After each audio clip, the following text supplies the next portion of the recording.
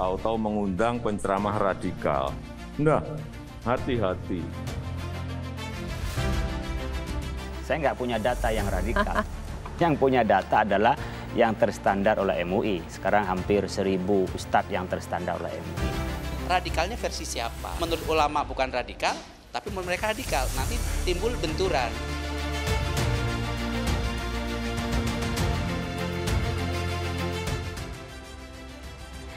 Ya, kita lanjutkan. Ini Bang Kapitra harus memberi tanggapan dengan apa yang tadi kita perbincangkan bersama, Bang Kapitra. Silakan. Terima kasih. Assalamualaikum warahmatullahi wabarakatuh. Waalaikumsalam. Pertama saya ingin katakan bahwa kita masuk dalam turbulensi pikiran dan prasangka. Karena belum ada satu institusi resmi yang mengatakan menerbitkan daftar itu pertama. Kedua, dalam daftar itu tidak semua penceramah. Saya juga ada lihat profesor. Ya, oke.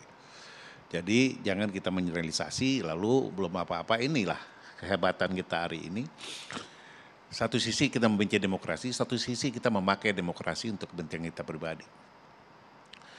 Selagi belum ada pemberitahuan resmi itu dirilis oleh siapapun, tentu kita baru masih memakai kata bersayap andai-andai. Ya, apakah di Indonesia ada radikalisme? Ada. Apakah radikal itu, bahasa radikal itu baru muncul setelah pilkada DKI? Bohong itu. Jauh sebelum itu, udah ada bom Bali dan sebagainya. Jadi begini, suatu informasi harus kita filterisasi. Bahasa agamanya harus tabayun. Jangan menyatukan sesuatu, lalu kita mengambil kesimpulan. Dan semua jadi salah, pemerintah jadi salah semua. Saya ingin bahas dari perseptif politik kebangsaan, karena kita bicara politik kebangsaan. Pemerintah pasti berdiri dalam politik kebangsaan. Karena pemerintah mengakui beberapa agama di Republik ini. Kita bukanlah negara Islam, tapi kita negara beragama. Makanya ada manifestasinya dalam Pancasila sebagai suatu representasi keagamaan. Dan demokrasi hari ini ditafsirkan, kalau pakai bahasa Dinda ini ditafsirkan dengan berbagai makna yang berbeda. Orang-orang yang mungkin dekat dengan pemerintah memaknai sendiri. Tetapi orang-orang yang tidak suka dengan pemerintah punya makna yang mungkin saja itu bisa masuk ke wilayah agitator, agitasi. Orang-orang yang benci kepada pemerintah, koreksi itu tidak ada lagi, Bu ya. Yang ada caci maki. Coba tunjukkan saya ajaran Islam yang mengatakan mengoreksi pemerintah bisa di pinggir jalan, bisa seperti hari ini. Rasulullah mengatakan kalau engkau mengkoreksi pemerintah, pemimpin, ya di depan umum, engkau menghinakan dia. Kita bicara agama, perseptif agama, tapi kita tidak pakai itu. Rasulullah katakan face to face, jangan ada orang lain yang tahu, koreksi, sampaikan. Saya salut dengan Buya Anwar kemarin, menyampaikan dalam forum MUI, lalu ditanggapi langsung dengan Pak Jokowi. Ya, meskipun dalam terminologi agama nggak boleh, harus face to face. Ya, kita menerjemahkan sendiri bahwa kita ini mampu mengkoreksi pemerintah depan umum, lalu mengajak emosi masyarakat untuk berpikir dan cara kita berpikir. Di sini kelirunya. Negara ini bukan LSM. Tentu negara ini yang melakukan identifikasi. Kenapa? Karena keselamatan bangsa ini bukanlah keselamatan satu agama di Republik ini, tapi keselamatan masyarakat keseluruhannya. Yang agamanya bukan satu. Tentu pemerintah berdiri di situ. Kalau di bawah satu agama dalam diskusi ini, sementara pemerintah di atas menjadi umbrellanya, menjadi payungnya, ya. Itu tuh tidak akan ada korelasi. Tetapi apa betul kalau kita ambil sisi Islam seperti itu? Nah, demokrasi yang dimaknai ini dengan banyak cara yang nyaris melakukan benturan-benturan. Lalu apakah negara tidak boleh mendefinisikan? Negara punya legitimasi oleh Undang-Undang Dasar. Pembukaan undang-undang menjaga, jelas, melindungi seluruh tumpah darah, bukan satu agama. Lalu ada perkembangan-perkembangan dalam demokrasi yang pada tingkat caci maki mungkin masih bisa diterima, ditelan oleh pemerintah atau oleh orang-orang yang dicaci maki. Tetapi di saat kebebasan atas nama demokrasi itu muncul pemikiran-pemikiran baru, ideologi-ideologi baru yang tersisip di dalamnya. Jadi demokrasi itu jadi buas dibuatnya. Demokrasi jadi buas di dalamnya itu. Kenapa? Karena muncul pemikiran-pemikiran membawa ideologi-ideologi yang tidak ada sebelumnya di Republik ini. Bang Kapitra, tapi kan yang dipertanyakan sekarang 180 nama penceramah ini. Saya akan sampai ke sana, ya. Jadi muncul ideologi itu, disitulah muncul radikalisme. Kalau kita ambil dari tata bahasa, akar. Kalau radikal itu merubah sesuatu dari yang buruk kepada yang baik secara drastis, itu ya. Itu radikal yang konstruktif. Tetapi radikal yang kita bicarakan hari ini adalah radikal yang merubah suatu bangunan yang sudah utuh, yang sudah menjadi konsensus nasional, lalu dirubah, dibuat, dibongkar. Dengan apa? Dengan sistem pemerintahan. Khilafah itu yang dibawa oleh kampanye banyak organisasi internasional. Itu kesatuan kebangsaan. Satu dunia, saya pernah katakan Anda harus menang dulu Perang Dunia Ketiga. Abang punya data itu, nama-namanya abang sudah yakini bahwa itu semua benar atau malah keliru, ngawur datanya? Saya bukan dalam kapasitas mengatakan benar tidak benar. Saya akan sampai kepada apa yang menjadi pikiran kebangsaan negara ini.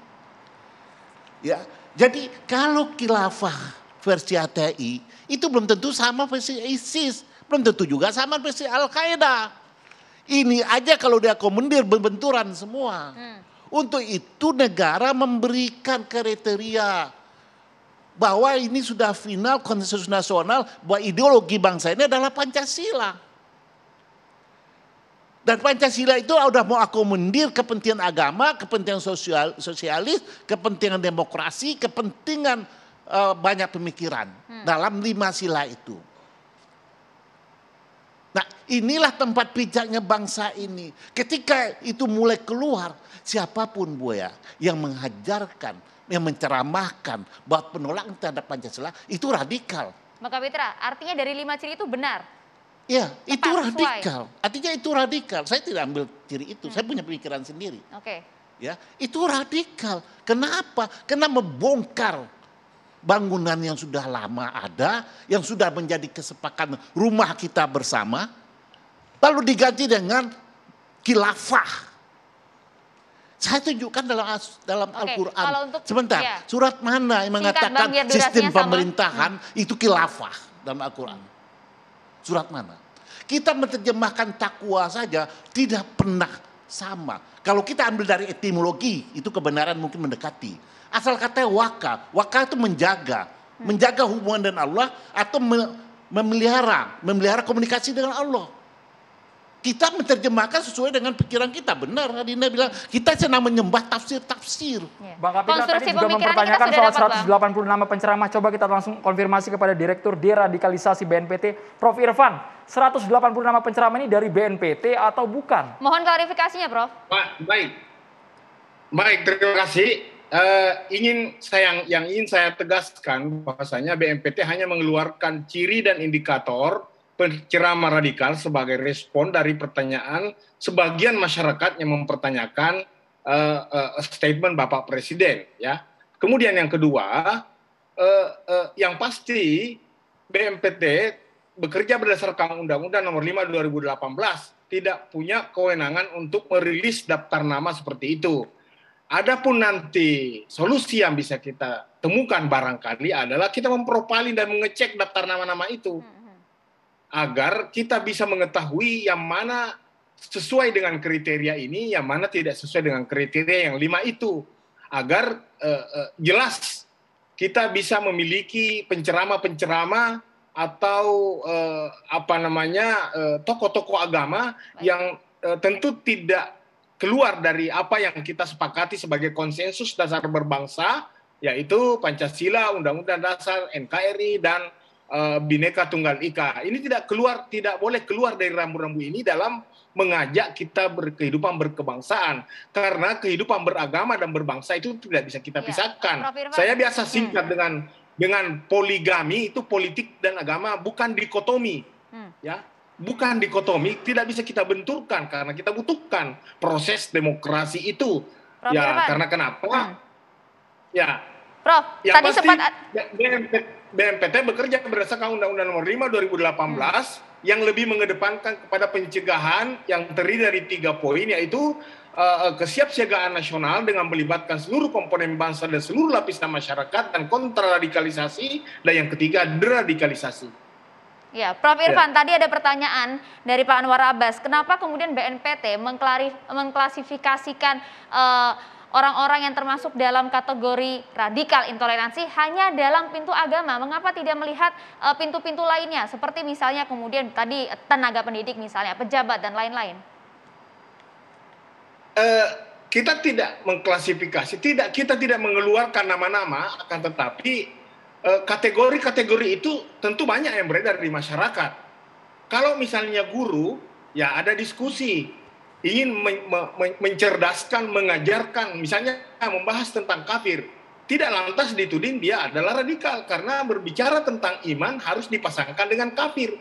Jumlah kata kafir dalam Al-Quran sebanyak 525, ini harus dijelaskan agar masyarakat tahu, agar jangan dengan mudah mengkafirkan, menganggap saudara kita yang sudah punya iman, sementara hanya berbeda tafsiran, kita mengabaikan akhlak. Ya, innama bu'istu liutammima makarimal akhlak. Rasulullah menegaskan, saya diutus menyempurnakan akhlak, bukan menyempurnakan pandangan, pendapat, atau jaringan, atau mazhab. Nah, akhlak di atas segalanya. Ya. Kalau nama seperti Ustadz Abdul Somad, Prof. Irfan, kemudian Ustadz Adi Hidayat, tadi Pak Ismail, itu masuk juga tidak kategori ciri-ciri yang diklasifikasikan oleh BNPT? Ada HTI, ada Wahabi, ada Ikhwanul Muslimin. Ya, silahkan didiskusikan, siapa yang memberikan komentar, tentu bisa diprofiling dengan kriteria yang ada, dengan apa yang selama ini menurut jejak digital. Tapi yang kan BNPT, Prof. Irfan, yang punya wewenang untuk profiling sejauh ini sepertinya hanya BNPT. Prof. Irfan, kategori radikal intoleransi. Kan BNPT yang memprofiling ya? Tidak mengeluarkan nama-nama itu. Tapi kan yang saya ingin garis bawahi hanya kriteria yang 5 yang dikeluarkan oleh diri cegah dalam sebuah diskusi, kemudian tidak bisa lantas diambil garis lurus dengan daftar nama-nama yang ada. Ya. Untuk menjustifikasi dan untuk mengeneralisir. Artinya bukan dirilis oleh BNPT, tapi apakah data itu milik BNPT? Bukan. Bukan, oke, baik. Bapak-bapak ingin bertanya langsung kepada Prof. Irfan? Saya katakan bahwa mungkin BNPT memberikan kriteria umum.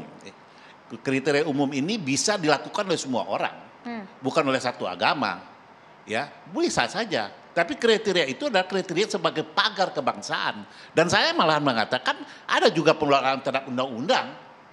Ya, ada penolakan terhadap undang-undang dasar, ada penolakan terhadap kebenekaan, ada juga yang mengakomodir dukungan terhadap kekerasan. Itu radikalisme. Pertanyaannya? Ya. Nah, saya ingin katakan bahwa BNPT mengeluarkan kriteria itu adalah sebagai early warning buat kita.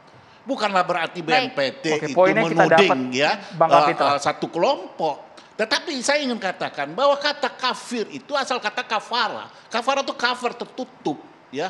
Dan itu dalam teologi agama Islam itu tidak hanya orang berbeda agama. Rasulullah mengatakan begini, orang muslim itu pagi dia muslim, sore dia kafir. Atau yang membedakan orang muslim dan kafir adalah sholat. Jadi banyak ada klasifikasi yang dibuat oleh ajaran agama tentang kedudukan seorang, tapi itu bukan baku.